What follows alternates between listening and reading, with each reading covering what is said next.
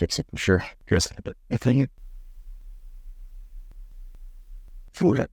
Counterfeit listings can damage a brand quickly, and if you don't have the right protection in place and you don't know how to report it, you're going to get overrun on Amazon. It happens every year, especially as we get towards the holiday season, Prime Day, all these fun times. This is when the counterfeits come in. So you need to be on top of it and prove that there is a design violation, right? This is if you have a design patent. This is also just good to know if you are reporting somebody on Amazon. They take it very serious now. It used to be a lot easier, not anymore. You need to treat the counterfeit report like an evidence file. Correct tool, important thing. Right when you start taking a shortcut, that's going to hurt you big time. So let's keep going. So what the page is allowed, pretty much, we're going to say who you can report, and we always recommend the brand registry path. If you're utilizing Google, you might notice something called Apex.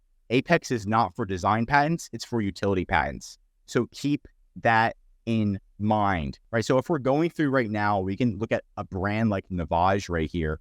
This is a nasal irrigation system, and they're making well more than $1 million a month on Amazon. So they know what they're doing. It clears up your nasal if you're like pretty much, congested, and it just uses water and salt, which is phenomenal. So it's not addictive. That's why people love it. So if we're looking at this, we can see they're selling this for $89.99, a pretty penny, selling a lot of units. And if we look at this one right here, this says Swally nasal device, and it looks almost exactly identical, like extremely close. So you can see, looks like it's just different angles. So this is the real one. This is the fake one. This one's going to be pretty easy because we can obviously see that they could be potentially violating their design patent. And the first thing we're going to do is find out if Navage, the official brand that's making millions of dollars, actually has a design patent. And they do. They actually post it on their website. So it's very easy for us to see. Most of the time, brands don't post it on their website. You'd have to actually go through and get an attorney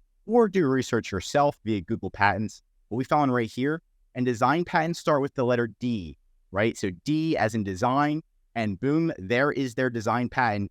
And it's night and day. I mean, it's pretty much an exact copy, but you can't just go and report it and say, this is an exact copy, 100%, right? Again, the people who are viewing this most of the time are overseas.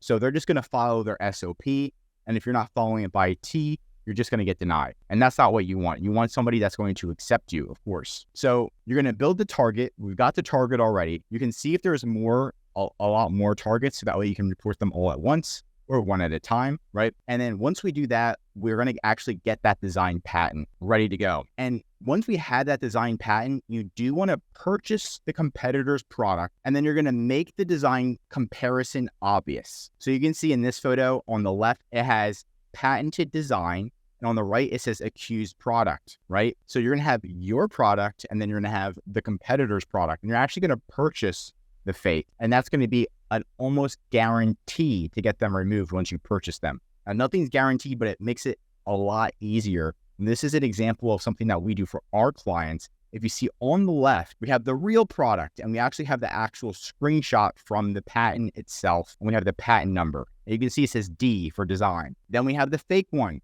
We actually purchased the fake one, took photos, and then we've created this, I like to call it an idiot-proof image, because that's what it is. You want somebody to look at it and be like, yes, obviously it's a violation. Now, it's not a perfect one-to-one, but it's close enough where it would get accepted in a court of law. Now, the next thing that you can do, if we go back, you're going to choose the enforcement path, right? Now, Brand Registry is always going to be number one. That one is most likely going to get you approved. Now, you have to own the brand. You have to own the patent. If you don't own it, then you have to contact the owners and see if they're going to report it, or you can report it for them, but they have to give you access.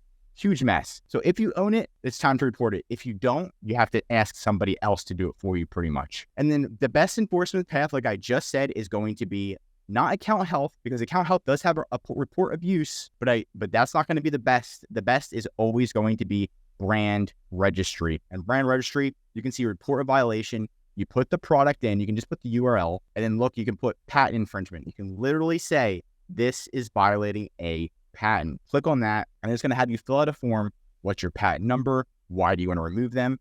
And be very specific. Do not be emotional. You just want to say they're illegally copying your design patent. You're very furious that Amazon is allowing, people to list illegal products. Okay. So, I mean, you just want to make sure you say that it is illegal, Amazon, and that it is technically. They're violating and Amazon's letting them sell. Once you do that, it's going to be a waiting game. Usually it takes 3 days. You're just going to track the outcome. If it's denied, do not report them again. Make sure you did the test. You're going to go through and you're going to double check and you're going to see, okay, how can we escalate this? You can see that there's submission history right here. If it gets accepted, you're going to go to support and then you're going to contact Amazon seller support and then you're going to add that idiot proof image that we created, right? Where is it? There it is. You're going to have something like this where it's just a matter of time before somebody at Amazon is just like, oh yeah, you're right. They did. You can even put the order ID right here of the fake product if you wanted,